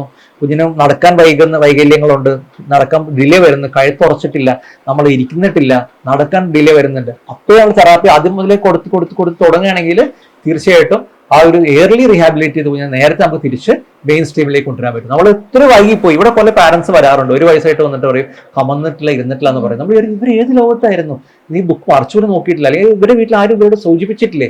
അപ്പോൾ അവർ ചിലർ പറയും ആദ്യത്തെ കുട്ടി വൈകിയാണ് സംസാരിച്ചത്, വൈകിയാണ് നടന്നത്, വൈകിയാണ്. ഇതിനൊക്കെ ഒരു റേഞ്ച് ഉണ്ട്. അത് ആ പരിധി വിട്ടു പോയി കഴിഞ്ഞാൽ നമ്മൾ തീർച്ചയായിട്ടും നോക്കണം. പ്രധാനമായിട്ട് കംപ്ലൈന്റ് നമ്മൾ കാണുന്നത് ഹൈപ്പോതൈറോയിഡിസമാണ്. കുഞ്ഞുങ്ങളിലുണ്ട്, എനിക്ക് നമ്മൾ എല്ലാ കുട്ടികളും സ്ക്രീൻ ചെയ്യുന്നുണ്ട് തൈറോയിഡിന്. അതുകൂടെ ഏത് സമയത്തുള്ള ഹൈപ്പോതൈറോയിഡിസം വന്നു പെടാം. അപ്പോൾ ഹൈപ്പോതൈറോയിഡിസം എന്ന് പറഞ്ഞാൽ it's A correctable course of mental retardation ആണ്. അപ്പോൾ നമുക്ക് തൈറോയിഡ് ഹൈപ്പോതൈറോയിഡിസം ഉണ്ടെങ്കിൽ അത് മരുന്ന് കൊടുത്ത് നേരത്തെ കറക്റ്റ് ചെയ്ത് പോകുന്ന കഴിഞ്ഞാൽ മെന്റൽ റിട്ടാർഡേഷൻ ബുദ്ധിമാന്ദ്യത്തിലേക്ക് പോകുന്നതിന് മുമ്പ് നമ്മൾ കുഞ്ഞിനെ തിരിച്ചെടുക്കാൻ പറ്റും. നമ്മൾ ആ ഹൈപ്പോതൈറോയിഡ് കണ്ടുപിടിച്ചില്ലെങ്കിൽ അതിന്റെ കാരണങ്ങൾ ഇപ്പോൾ നമുക്ക് ലക്ഷണങ്ങൾ പറഞ്ഞാൽ കുഞ്ഞിനെ വെയിറ്റ് വെച്ച് പോകുന്നു, ചബ്ബിയായിട്ടിരിക്കുന്നു, കുഞ്ഞിന്റെ അപ്പിയറൻസ് കണ്ട് നമുക്ക് അറിയാൻ പറ്റും, കോൺസ്റ്റിപ്പേഷൻ ഉണ്ടാവുന്നു, ഫേസിന്റെ അപ്പിയറൻസിൽ കുറച്ച് വ്യത്യാസങ്ങൾ കാണുന്നു, വാക്ക് തള്ളിയിരിക്കുന്നു, കുഞ്ഞിന്റെ ആക്ടിവിറ്റിയിൽ കുറച്ചൊരു അത്ര ആക്റ്റീവ് അല്ലാത്ത കുഞ്ഞായിരിക്കുന്നു, കോൺസ്റ്റിപ്പേഷൻ പ്രധാനമായിട്ടും കാണാം, സ്കിന്നിൽ കുറച്ച് ചേഞ്ചസ് കാണുന്നു. അപ്പോൾ ഇതിൽ ഹൈപ്പോതൈറോയിഡിസം നമ്മൾ നേരത്തെ ഡിറ്റക്ട് ചെയ്ത് കഴിഞ്ഞ് കഴിഞ്ഞാൽ മെഡിസിൻ സ്റ്റാർട്ട് ചെയ്ത് കഴിഞ്ഞാൽ പെർഫെക്റ്റ്. ചിലപ്പോൾ 3 വയസ്സിന് മാറും, 5 വയസ്സിൽ മാറാം, ചിലത് അങ്ങനെയാണ്, ഷോർട്ട് ഡ്യൂറേഷൻ ആയിരിക്കാം, ലോങ് കണ്ടിന്യൂ മരുന്ന് കഴിക്കുന്ന ടൈപ്പ് ഉണ്ട്. അപ്പോൾ നമ്മൾ ഹൈപ്പോതൈറോയിഡിസം ഉണ്ട്, ഹൈപ്പോതൈറോയിഡിസം മാത്രമല്ല ചിലപ്പോൾ ആന്റിബോഡി കൊണ്ട് ഹൈപ്പോതൈറോയിഡിസം വരാം. അപ്പൊ അത് വേറൊരു രീതിയാണ്, വേറൊരു അസുഖം കൊണ്ട് വരുന്നതാണ് തൈറോയിഡിന്റെ ആന്റിബോഡീസ്. അപ്പൊ അതും നമ്മളിപ്പോൾ പലപ്പോഴും ഹൈപ്പോതൈറോയിഡിസം TSH നോർമൽ ആണെങ്കിൽ നമ്മൾ ആന്റിബോഡി കൂടി ടെസ്റ്റ് ചെയ്ത് നോക്കുന്നത് പലപ്പോഴും നല്ലതാണ്. അപ്പൊ അത് നമ്മൾ തിരിച്ചറിഞ്ഞിട്ട് അതിനുള്ള മരുന്നും കൂടി നമ്മൾ സ്റ്റാർട്ട് ചെയ്ത് കഴിഞ്ഞാൽ ഈ മെന്റൽ റിട്ടാർഡേഷൻ ബുദ്ധിമാന്ദ്യത്തിലേക്ക് പോകുന്ന കുട്ടികൾ നമുക്ക് തിരിച്ചെടുക്കാം. ഒന്ന് മാത്രം കുട്ടി നമ്മുടെ ചുറ്റുണ്ടെന്ന് അറിയാം നമ്മൾ കാണുന്നത്, അതെല്ലാം ഒരുപക്ഷെ ചെറിയൊരു നിസ്സാര ശ്രദ്ധക്കുറവ് കൊണ്ടൊക്കെ സംഭവിച്ചു പോകുന്നതായിരിക്കാം. അപ്പോൾ നമ്മൾ early identification, recognition, early treatment therapy and early rehabilitation. ഇത്ര നേരത്തെ നമ്മൾ അവരെ കറക്റ്റ് ചെയ്തെടുത്ത് നമ്മുടെ നാട്ടിൽ മുട്ടിന് തെറാപ്പി സെന്റേഴ്സും ഉണ്ട്. അപ്പോൾ ഐഡിയൽ പ്ലേസിൽ സെന്ററൈസ് ചെയ്ത് നോക്കുക, തെറാപ്പി കൊടുക്കുക, വിട്ട് കൊടുക്കുക, കൂടെ നിൽക്കുക. ഇപ്പൊ ചെയ്തില്ലെങ്കിൽ നാളെ ചെയ്തിട്ട് കാര്യമില്ല. നമ്മൾ പറയുന്നത് അങ്ങനെയാണ്. ഇപ്പോൾ വളർച്ചയുടെ ഘട്ടത്തിൽ നമ്മൾ പറയുന്നതാണ്. ഇപ്പൊ 10 വയസ്സ് 12 വയസ്സുള്ള കുട്ടികൾ വെച്ചാൽ പെൺകുട്ടികൾ 10 വയസ്സിൽ 9 വയസ്സിൽ വളർച്ച തുടങ്ങും, 12 വയസ്സാകുമ്പോഴേക്കും പീരീഡ്സ് ആവും, മെച്യൂരിറ്റി ആവും. ആൺകുട്ടികൾ കുറച്ചുകൂടി വൈകി 10 വയസ്സ് കഴിയുമ്പോൾ അവർ ഡെവലപ്പ് ചെയ്ത് തുടങ്ങും പതുക്കെ. അപ്പൊ ഈ ഒരു സമയത്ത് നമ്മൾ പറയുന്നത് ഒരു കുഞ്ഞിന് ഭക്ഷണം കൊടുക്കുന്നത് ഏറ്റവും കൂടുതൽ കലറി റിച്ച് ഫുഡ് കൊടുക്കേണ്ടത് ഈ സമയത്താണ്. പക്ഷെ ജനിക്കുന്ന ആദ്യത്തെ ഒരു 1 ഇയർ ഞാൻ പറഞ്ഞു, ഈ ഒരു സമയം 10 വയസ്സ് തൊട്ട് ഒരു 14-15 വയസ്സ് വരെയാണ് ഏറ്റവും കൂടുതൽ. നമ്മൾ 18 വയസ്സായിട്ട് കഷായം, ലേഹ്യം, അരിഷ്ടവും വലിയ കെയർ കൊടുത്തൊരു കാര്യമില്ല പെൺകുട്ടികൾക്ക്. നമ്മൾ അവരെ ശ്രദ്ധിക്കേണ്ട കാര്യം നല്ല ഭക്ഷണം കൊടുക്കേണ്ടത്, ശരിക്കും സമീകൃത ആഹാരം കൊടുക്കേണ്ടത് 10 വയസ്സിലാണ്. കാരണം അവിടെയാണ് ഈ കുഞ്ഞുങ്ങൾ വളർന്നു തുടങ്ങുന്നത്. ആ സമയത്ത് ഇവര് ഒന്നും കഴിക്കുന്നുണ്ടാവില്ല, ചെറിയ രീതിയിലൊക്കെ കഴിച്ചിട്ടൊക്കെ പോകുന്നുണ്ടാവുള്ളൂ. നമ്മൾ അവരെ എൻകറേജ് ചെയ്യണം, കളിപ്പിക്കണം. 5 കാര്യങ്ങൾ ഞാൻ പറയുന്നത് എൻ്റെ അടുത്ത് വരുന്നവർ, ഈ ഹൈറ്റും വെയിറ്റും കുറഞ്ഞ കുഞ്ഞുങ്ങൾ ഒത്തിരി വളരാത്ത കുട്ടികൾ ഒത്തിരി എൻ്റെ അടുത്ത് വരുന്നുണ്ട്. ഞാൻ അവരെ ഗ്രാഫിൽ നിർത്തുന്നു. എൻ്റെ ബുക്കിൽ ഇവിടെ ഒരു ഗ്രാഫ് ഉണ്ട്, ഞാൻ ഈ ഗ്രാഫിൽ പ്ലോട്ട് ചെയ്യുന്നു ഹൈറ്റും വെയിറ്റും. പെൺകുട്ടികൾക്ക് പിങ്കും ആൺകുട്ടികൾക്ക് ബ്ലൂവും. അതിൽ നമ്മൾ നോക്കുന്നു അച്ഛനമ്മയുടെ ഹൈറ്റും അപ്രോപ്രിയേറ്റ് ആക്കുന്നു, നോക്കുന്നു, ആവറേജ് നോക്കുന്നു, ടാർഗറ്റ് ഹൈറ്റ് നോക്കുന്നു. ഇത് നമ്മൾ ട്രീറ്റ്മെന്റ് സ്റ്റാർട്ട് ചെയ്യുന്നു. ചിലപ്പോൾ നിസ്സാര കാര്യമായിരിക്കും, മാൽന്യൂട്രീഷൻ കൊണ്ടായിരിക്കും, അഡിക്വേറ്റ് ഫുഡ് കിട്ടുന്നുണ്ടാവില്ല, കലറി. അപ്പൊ അത് കറക്റ്റ് ചെയ്യണം നമ്മൾ ആദ്യം. പിന്നെ ഇതുപോലെ തൈറോയിഡ് പോലെ വിറ്റാമിൻ ഡിയുടെ കുറവുണ്ട്, എന്തെങ്കിലും ഡെഫിഷ്യൻസി ഉണ്ടെങ്കിൽ അത് ആദ്യം നോക്കാം. അല്ലെങ്കിൽ ഗ്രോത്ത് ഹോർമോണൊക്കെ ചാടി പോരും നമ്മൾ ഇമ്മീഡിയറ്റ് ആയിട്ട്. ഇതെല്ലാം ചെയ്യുക. 5 കാര്യം ഞാൻ പറഞ്ഞു വെച്ചാൽ ഉറക്കം ഇറ്റ്സ് വെരി ഇമ്പോർട്ടൻറ്റ്. എത്ര നേരം ഉറങ്ങുമെന്ന് ചോദിച്ചു കഴിഞ്ഞാൽ ഇപ്പൊ ജനിക്കുന്ന ആദ്യത്തെ മാസങ്ങളിലെ കുഞ്ഞുങ്ങൾ അവർ 12, 13, 14, 20 മണിക്കൂർ ഉറങ്ങുന്ന കുട്ടികളുണ്ട്. കാരണം ഉറങ്ങിയാലാണ് ഗ്രോത്ത് ഹോർമോൺ റിലീസ് ചെയ്യത്തുള്ളൂ, അവർ വളരത്തുള്ളൂ. അത് കഴിഞ്ഞാൽ 10 വയസ്സ് വരെയുള്ള കുട്ടികൾ 10 മണിക്കൂർ കുറയാതെ ഉറങ്ങിയിരിക്കണം എന്നാണ് പറയുന്നത് നമ്മൾ. കാരണം ഉറങ്ങിയാൽ മാത്രമേ വളരത്തുള്ളൂ, ഇമ്മ്യൂണിറ്റി കൂടത്തുള്ളൂ, ബോഡി റീസെറ്റ് ആവത്തുള്ളൂ, പഠിച്ചിട്ടുള്ള ഓർമ്മയിൽ ഇരിക്കത്തുള്ളൂ. അപ്പൊ നമ്മൾ നിർബന്ധമായിട്ടും അവര് 10 മണിക്കൂർ കുറയാതെ ഉറക്കിയിരിക്കണം. അതുപോലെ കുഞ്ഞുങ്ങളെ വളർച്ചയ്ക്ക് ആവശ്യം കളിയാണ്. ദിവസം ഒരു 1 അവർ കളിച്ചിരിക്കണം. കളിക്കുന്ന കുഞ്ഞുങ്ങൾ മാത്രമേ വളരത്തുള്ളൂ, ഇമ്മ്യൂണിറ്റി ഡെവലപ്പ് ആവത്തുള്ളൂ, ഹൈറ്റ് വെയിറ്റ് വെക്കത്തുള്ളൂ. മനസ്സിലാവുന്നുണ്ട്? അതുപോലെ നമ്മൾ ഏറ്റവും ആവശ്യം സൺലൈറ്റ്. ഞാൻ നേരത്തെ പറഞ്ഞു വൈറ്റമിൻ ഡി, അതിന് ഭയങ്കര പ്രശ്നമുണ്ട്. അപ്പൊ കുഞ്ഞുങ്ങളെ നമ്മൾ പുറത്ത് വിടാം, പെരക്കകത്ത് അടച്ചിരുത്താതെ അവരെ പുറത്ത് കളിക്കാൻ വിടുക. 10 മണി 15 മണി മുറ്റത്ത് പോയി കളിക്കട്ടെ, മരം കയറട്ടെ, മതിൽ കയറട്ടെ. Encourage them to go out and play. Summer vacation കഴിഞ്ഞ് ഇപ്പോൾ സ്കൂൾ തുറന്നു, സ്റ്റിൽ ഓപ്പർച്യൂണിറ്റി കിട്ടും. സ്കൂളിലാണെങ്കിൽ അവർ PT പീരീഡിൽ പിള്ളേരെ പിടിച്ചിരുത്താതെ ആ പീരീഡ് വേറെ മാത്സ് ടീച്ചർ ഒന്ന് ക്ലാസ് എടുക്കും. അപ്പോൾ അത് കോംപ്രമൈസ് ചെയ്യാതെ സ്ട്രിക്റ്റ് ആയിട്ടും അവരെ കളിപ്പിക്കാൻ തന്നെ വിടണം. ആ വെയിലത്ത് അവർ കളിക്കണം. ചില പിള്ളേർ മാറി നിൽക്കും അല്ലെങ്കിൽ ഒളിച്ചു നിൽക്കും, വെയിലത്ത് പോകത്തില്ല. അവർ ദേ ഷുഡ് എക്സ്പോസ് സൺലൈറ്റ്. ആ 10നും 11നും 1 മണിക്കും ഇടയ്ക്കുള്ള വെയിൽ ആണ് വൈറ്റമിൻ ഡിയുടെ സോഴ്സ്. അത് ചെയ്യണം. പണ്ടൊക്കെ സ്കൂൾ അസംബ്ലി ഉണ്ടായിരുന്നു, വെയിലത്താവ് നിൽക്കുമായിരുന്നു. ഇപ്പൊ അതൊന്നും ഇല്ല, എല്ലാം അടച്ചു കൂട്ടി വെച്ചിരിക്കുകയാണ്. അപ്പോൾ ആ ഒരു കാര്യം സൺലൈറ്റ്. പിന്നെ അഡിക്വേറ്റ് ഫുഡ്, നമ്മൾ പറയുന്ന ആ കറക്റ്റ് ആയിട്ടുള്ള സമീകൃത ആഹാരം. ആ കലറി വളരെ ഇമ്പോർട്ടന്റ് ആണ്. ആക്ച്വലി ഈ 10 വയസ്സിലും ഉള്ള കുട്ടികൾക്ക് 2000 കലറിയെങ്കിലും ഫുഡ് വേണം. നമ്മൾ മുതിർന്ന ഒരാൾ കഴിക്കുന്ന 2500 കലറിയുടെ അടുത്തുള്ള കലറി ഫുഡ് അവർക്ക് വേണം. അത്രയും കഴിക്കണവര്. നമ്മൾ കൂടുതൽ കഴിച്ചാൽ നമ്മൾ തടി വയ്ക്കും, വലുതാവത്തില്ല, തടി വയ്ക്കും, വയറിയാടും, പൊണ്ണത്തിടിയാവും. പക്ഷെ ഈ കുഞ്ഞുങ്ങൾ എത്ര കഴിച്ചാലും അവരെ വളർച്ചയ്ക്ക് സമീകൃത ആഹാരമാണെങ്കിൽ ഒരു നല്ല മിടുക്കരായിട്ട് വളരും. അപ്പൊ ആ സമയത്താണ് ഏറ്റവും കൂടുതൽ കലറി കൊടുക്കേണ്ടത്. അപ്പൊ 4ാമത്തെ കാര്യം. 5ാമത്തെ പോയിന്റ് എന്ന് പറഞ്ഞാൽ വെള്ളം, ധാരാളം വെള്ളം കുടിപ്പിക്കണം. നമ്മൾ വെള്ളത്തിന് വാട്ടർ ബ്രേക്ക് പലയിടത്തും ഇപ്പൊ പറയുന്ന റേഡിയോയിൽ വാട്ടർ ബ്രേക്കിന്റെ പരസ്യം നമ്മൾ കേൾക്കാറുണ്ട്. സ്കൂളിൽ വാട്ടർ ബ്രേക്ക് കൊടുത്തിട്ട് ബില്ലടിച്ചിട്ട് കുഞ്ഞുങ്ങൾ വെള്ളം കുടിപ്പിക്കാൻ പ്രോത്സാഹിപ്പിക്കണം. അങ്ങനെ വെള്ളം കുടിക്കാനുള്ള കുട്ടികളാണ്. അപ്പൊ നമ്മളവിടെ ചെയ്യേണ്ടതെന്ന് വെച്ചാൽ കുഞ്ഞുങ്ങളെ പ്രോത്സാഹിപ്പിക്കുക. ഇപ്പൊ നമ്മൾ മുതിർന്നവരാണെങ്കിലും 10-12 ഗ്ലാസ് വെള്ളം കുടിക്കണം. നമ്മൾ കുടിക്കാറുള്ള സത്യം പറഞ്ഞാൽ നമ്മൾ ആലോചിച്ച് നോക്കൂ, നമ്മുടെ ക്രിയാറ്റിനൊക്കെ തനിയങ്ങ് കൂടി പോകും വെള്ളം കുടിച്ചില്ലെങ്കിൽ. കിഡ്നിയിലേക്ക് പ്രശ്നങ്ങൾ ഉണ്ടാകും, കല്ലൊക്കെ വരും. അപ്പോൾ നമ്മൾ എപ്പോഴും ആലോചിക്കുക, എപ്പോഴും make sure that you drink plenty of water. കുഞ്ഞുങ്ങളെ ഉറപ്പ് വരുത്തുക. ഇപ്പോൾ ആദ്യത്തെ അതിന് ചോദിക്കാൻ എത്ര വെള്ളം കുടിപ്പിക്കണം. അപ്പോൾ 2 വയസ്സ് വരെ കുട്ടികൾക്കാണെങ്കിൽ 2-3 ഗ്ലാസ് വെള്ളം കുടിപ്പിക്കണം. 2 വയസ്സിനും 5 വയസ്സ് 6 വയസ്സിനൊക്കെ ആണെങ്കിൽ ഒരു 3-4 അളവ് കൂട്ടാം, 3-4-5 ഗ്ലാസ് വെള്ളം കുടിപ്പിക്കണം. അതിനുശേഷം വലിയ കുട്ടികൾ 10 വയസ്സ് കഴിഞ്ഞ കുട്ടികളാണെങ്കിൽ തീർച്ചയായിട്ടും അവർ 8-9-10 ഗ്ലാസ് വെള്ളം കുടിക്കണം. മുതിർന്നവരാണെങ്കിൽ 12 ഗ്ലാസ് വരെ വെള്ളം കുടിക്കണം. അപ്പൊ അത്രയും വെള്ളം കുടിച്ചു കഴിഞ്ഞാൽ നമ്മൾ വാട്ടർ എന്ന് പറഞ്ഞ ഫ്യൂലാണ്. നമ്മുടെ ശരീരത്തിലെ കഴിക്കുന്ന ഭക്ഷണത്തിന് ബോഡിയിലേക്ക് എടുക്കുന്നതിനുള്ള ഒരു എനർജി, ഇതാണ് ഫ്യൂലാണ് വാട്ടർ. നമ്മൾ ഭക്ഷണം കഴിച്ച് വെള്ളം കുടിച്ചില്ലെങ്കിലും അത് കുറെ നമ്മൾ ബോഡിയിലേക്ക് ആവത്തില്ല. അപ്പൊ അങ്ങനെ കുറെ കാര്യങ്ങളുണ്ട്. അപ്പൊ നമ്മൾ സമീകൃതമായിട്ടുള്ള ആഹാരങ്ങളും കാര്യങ്ങളും. അപ്പൊ സമീകൃത ആഹാരം എന്ന് പറഞ്ഞാൽ അവിടെ കാർബോഹൈഡ്രേറ്റ്, അന്നജം അത് ലിമിറ്റ് ചെയ്ത് കഴിക്കുക. ഇത് വളരെ കുട്ടികൾക്ക് എത്ര കൊടുത്താലും കുഴപ്പമില്ല. നമ്മൾ മുതിർന്നവരാണെങ്കിൽ അത് പോർഷൻ കട്ട് ചെയ്യുക. ഈ ഒബേസ് കുട്ടികളാണെങ്കിൽ പോർഷൻ കട്ട് ചെയ്യുക. ബേക്കറി കണ്ടമാനം ടോട്ടലി ഒഴിവാക്കുക. പക്ഷേ 0 കാലറിയാണ്. ബേക്കറി കഴിച്ചാൽ വയറെന്നറിയും, ചുമ്മാ ഗ്യാസ് ഫീല് കിട്ടും, പിന്നെ വിശപ്പ് ഉണ്ടാവത്തില്ല. അപ്പൊ ബേക്കറി നമ്മൾ ഒഴിവാക്കുന്നു. അവിടെ നമുക്ക് സമീകൃതമായിട്ട് പ്രോട്ടീൻസ് ആവശ്യമാണ്, ബോഡി ബിൽഡിംഗ് ആണ്, റിപ്പയറിംഗ് ആണ്. നമ്മൾ ജിമ്മിൽ പോയിട്ട് നമ്മൾ വർക്കൗട്ട് ചെയ്യുമ്പോൾ എന്താ പറ്റുന്നത്, നമ്മുടെ മസിൽസ് ഒക്കെ ബ്രേക്ക് ആവുകയാണ്. നമ്മൾ ജിമ്മ് കഴിഞ്ഞ ഉടനെ വെള്ളം കുടിക്കുന്നു, പ്രോട്ടീൻ റിച്ച് മുട്ടയും മീറ്റൊക്കെ കഴിക്കുന്നു. ഈ ബ്രേക്ക് ഡൗൺ ആയിട്ടുള്ള മസിൽസ് റീബിൽഡ് ചെയ്യാണ്, പ്രോട്ടീൻ ചെയ്യുന്നത് അതാണ്. അപ്പോൾ മസിൽസ് കൂടുതൽ സ്ട്രോങ് ആവണം. അതുപോലെ തന്നെയാണ് കുട്ടികളെ വളർച്ചയുടെ സമയത്ത് പ്രോട്ടീൻസ് വളരെ ഇമ്പോർട്ടൻ്റ് ആണ്. അതുകൂടാതെ കുറച്ച് ഫാറ്റ് നമുക്ക് ആവശ്യമാണ്. ഫാറ്റ് നമ്മൾ കൊളസ്ട്രോൾ ഭയങ്കര കൂടിപ്പോയി, കൊളസ്ട്രോൾ കൂടാന്ന് പറഞ്ഞ് വിഷമിക്കേണ്ട ആവശ്യമൊന്നുമില്ല. കുറച്ച് കൊളസ്ട്രോൾ നമ്മുടെ ശരീരത്തിന് ആവശ്യമാണ്. കാരണം നമ്മുടെ ബ്രെയിനിൽ പരമാവധി കൊളസ്ട്രോളാണ് ഇരിക്കുന്നത്. ശരിക്കും പറഞ്ഞത് ബ്രെയിൻ എന്ന് പറഞ്ഞാൽ മേഡപ്പ് ഓഫ് കൊളസ്ട്രോൾ, മനസ്സിലാവുന്നുണ്ട്. അപ്പോൾ ബ്രെയിൻ നമുക്കത് ആവശ്യമാണ്. അത് നമ്മുടെ ശരീരത്തിലെ പല ഹോർമോൺസും വർക്ക് ചെയ്യുന്നത് ഈ കൊളസ്ട്രോൾ ബേസ് ചെയ്തിട്ടാണ്. അപ്പോൾ കൊളസ്ട്രോൾ കുറഞ്ഞു പോയി കഴിഞ്ഞാൽ പലർക്ക് പല രീതിയിൽ പ്രശ്നങ്ങളുണ്ടാവും.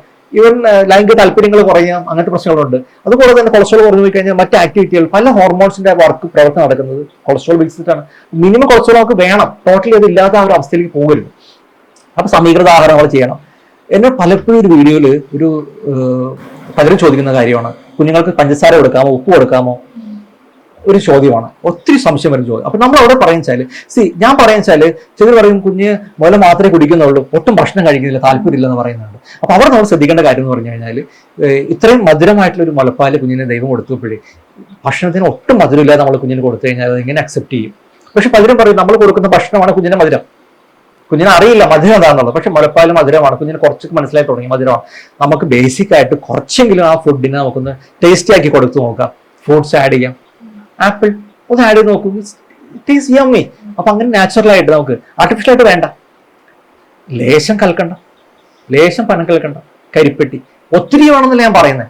കാരണം ഞാനൊരു ചെയ്ത ഒരു വീഡിയോവും വേറെ ഒരു ഡോക്ടർ ഇതൊന്നും കൊടുക്കാൻ പാടില്ലെന്ന് പറഞ്ഞൊരു വീഡിയോ കൂടി ക്ലബ് ചെയ്തിട്ട് അമ്മ ഒരു വീഡിയോ ഉണ്ടാക്കി. അപ്പൊ ഞങ്ങൾ പഴയ ഡോക്ടേഴ്സ്, ഞങ്ങൾ ഞങ്ങളുടെ കുഞ്ഞുങ്ങളെ വളർത്തിയെടുത്തത്, വലുതാക്കി എടുത്തത് ഇതെല്ലാം കുറച്ച് കൊടുത്തിട്ടാണ്. കാരണം ഇത് ഈ റിഫൈൻഡ് ഷുഗറും മറ്റേ ഷുഗറും വ്യത്യാസമുണ്ട്. അപ്പൊ നമ്മൾ വരുന്ന പെർഫെക്റ്റ് ഷുഗർ എന്ന് പറഞ്ഞാൽ റിഫൈൻഡ്, അതിലെല്ലാം കഴിഞ്ഞിട്ട് കഴുകി വൃത്തിയായിട്ട് വരുന്ന സാധനം, ദാറ്റ്സ് നോട്ട് ഗുഡ്.